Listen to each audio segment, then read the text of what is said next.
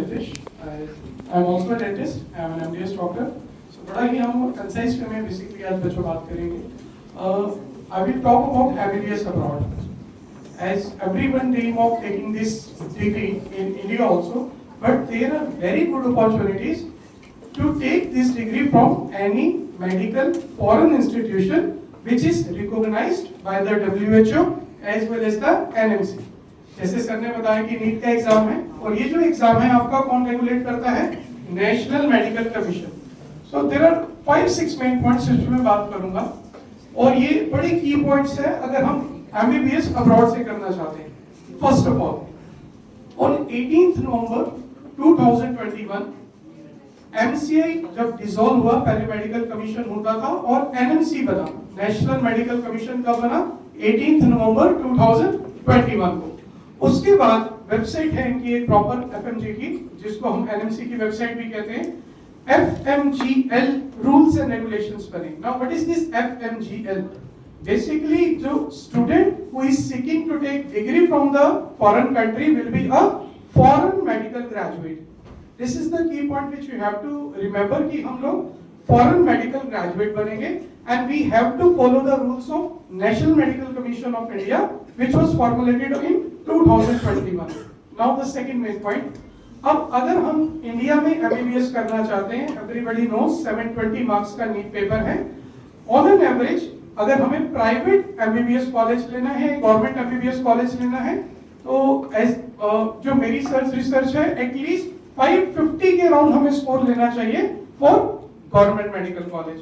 और अगर हमारा स्कोर आ रहा है बिटवीन 250 to 500 और 550, then most probably हमें कौन सा कॉलेज मिलेगा? Private medical college.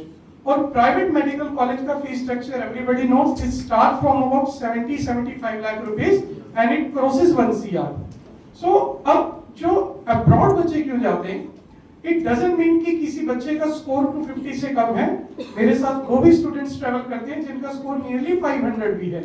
Basically MBBS जो थर्ड इंपॉर्टेंट पॉइंट है कि अगर आपका स्कोर कम है या आपका बजट इतना नहीं है तो आप क्या कर सकते हो? MBBS from any foreign country, but उसमें पासिंग क्राइटेरिया क्या होना चाहिए? बहुत मुझे मल्टीपल क्वेश्चंस आते हैं. Good answer that we should be qualified. Likewise this year it was having 144 was the score and 133 for the other categories, 144 for the general category. So the thing is कि अगर हमारे इतने number आ रहे हैं तो हम क्वालिफाई हैं MBBS abroad से करने के लिए, जिसमें मेजर 5 कंट्रीज में आपको बताऊंगा जहां पे एमबीबीएस वैलिड है, अप्रूव्ड है और काफी लंबे समय से इंडिया में चल रही है. जिसमें मेजर कंट्री सबसे पहले आती है रशिया, बिकॉज रशिया में सभी मेडिकल कॉलेजेस गवर्नमेंट कॉलेजेस हैं. तो इसलिए एक फर्स्ट चॉइस बच्चों की रशिया रहती है. तो कुछ इश्यूज हर कंट्री के हैं, जब हम बात करेंगे तो उसके रिगार्डिंग में मैं आपको बता सकता हूं. सेकंड ऑप्शन इज एक यूएसएमएलई बेस्ड कंट्री है. कई स्टूडेंट्स जाते हैं जॉर्जिया, बिकॉज जॉर्जिया से ज्यादातर students USMLE that is United States licence medical examination भी क्रैक कर सकते हैं. तो जिन बच्चों का माइंडसेट ये है कि हमें अब्रॉड सेटल होना है तो काफी बच्चे जॉर्जिया जाते हैं, वो इंडिया के भी प्रैक्टिस कर सकते हैं.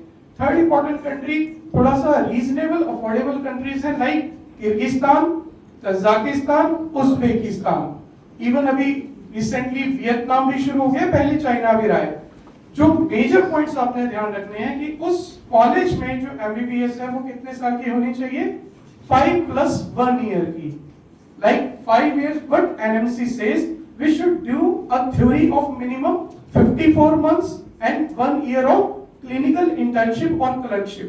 The MBBS degree should commensurate with the MBBS curriculum that is in India. So abroad में हमें कितने साल लगाने हैं? 6 साल.